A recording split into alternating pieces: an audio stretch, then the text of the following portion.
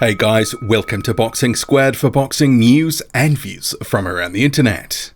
There is now more pressure, I believe, on Anthony Joshua and Tyson Fury for their upcoming fights as a result of that knockout by Deontay Wilder recently, starching Dominic Breazeale in one round.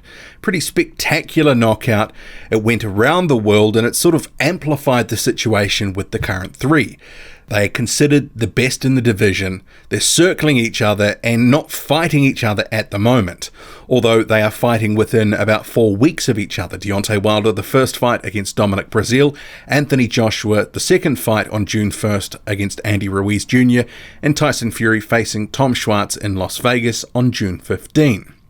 And I think for many, heading up to this sort of period where these three were going to be fighting, it felt a little ho-hum that it was one of these things they were fighting. We'd hope for the best after it, see if one of them would get in the ring with each other, that we'd get some of these big fights that we've been hoping for some time. We did see the Fury and Wilder fight back in December, and the rematch almost came off before Tyson Fury walked away to sign with ESPN and Top Rank.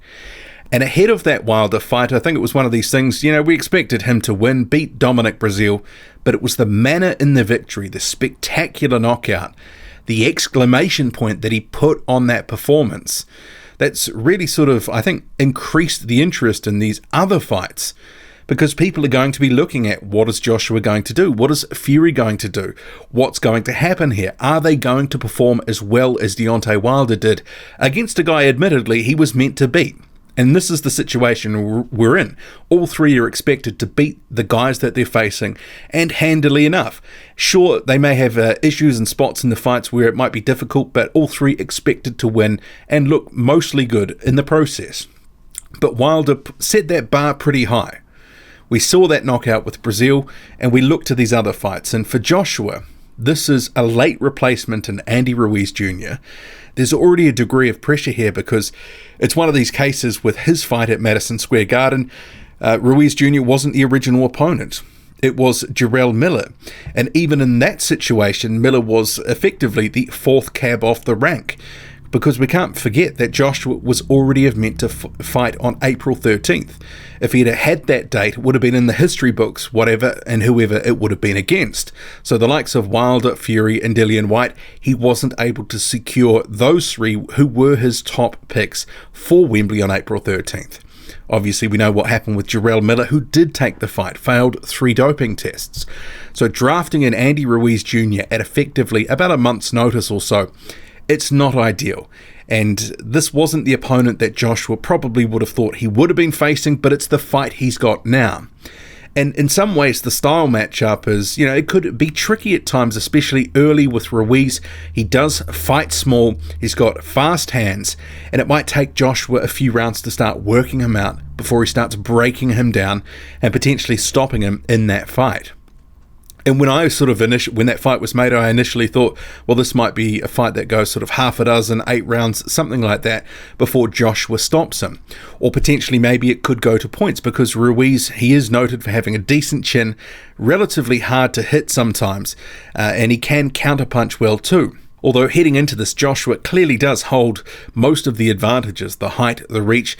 Ruiz noted for his hand speed. Maybe that's the one thing that he, in terms of the two fighters, that you can really tell apart and go, okay, Ruiz is clearly faster with his punches and putting his combinations together.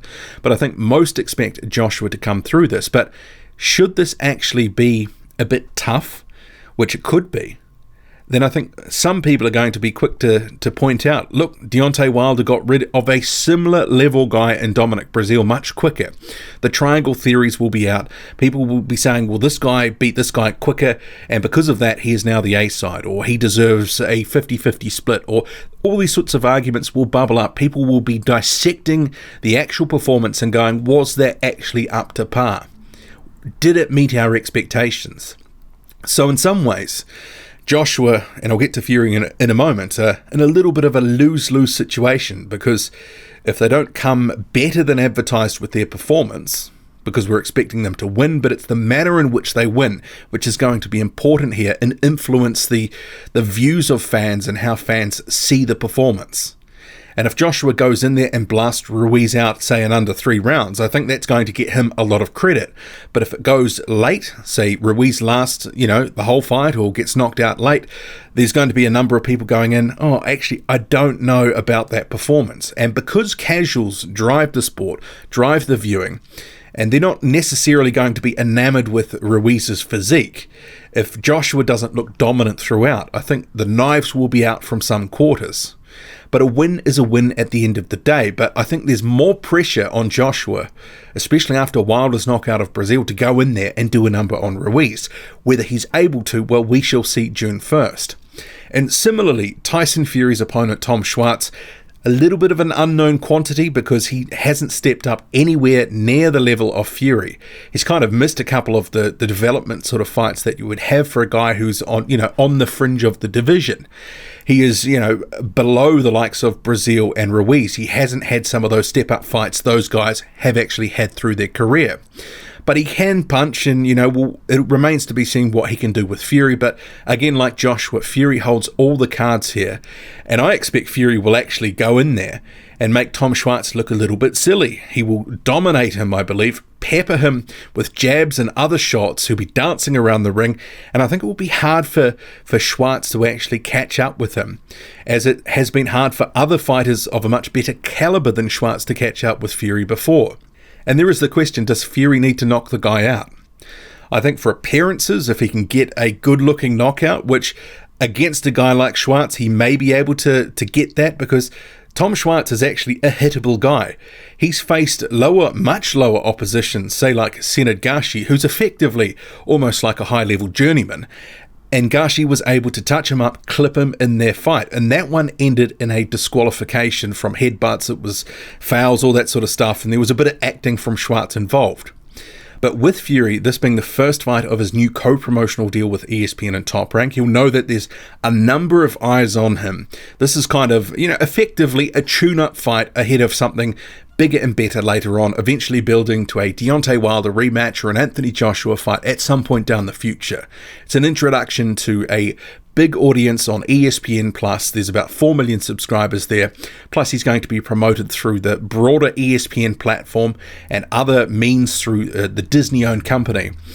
So he will know he will have to look good in this performance, and style is going to be a factor in here. If it does devolve into a bit of an ugly encounter, it probably does him no favours. So he will know that there's a lot on the line here, building to something bigger down the line. He's got to have a good performance, and I expect him to win and win well. But I guess, can he get the knockout, which I think he probably can eventually? It might be a retirement sort of stoppage after dominating Schwarz.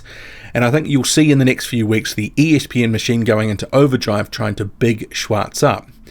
But yeah, there is pressure on Joshua and Fury, more pressure than there was before the Deontay Wilder knockout of Dominic Breazeale. That I'm certain of. And that's not a bad thing, because if it pushes these guys to perform better than maybe they would have, if it gives them a little bit of extra motivation to go, okay, well, I'm one of the top 3 guys in the division, I'm going to really put on a show, I'm going to put my own exclamation point on this performance. Well, that's got to be a good thing.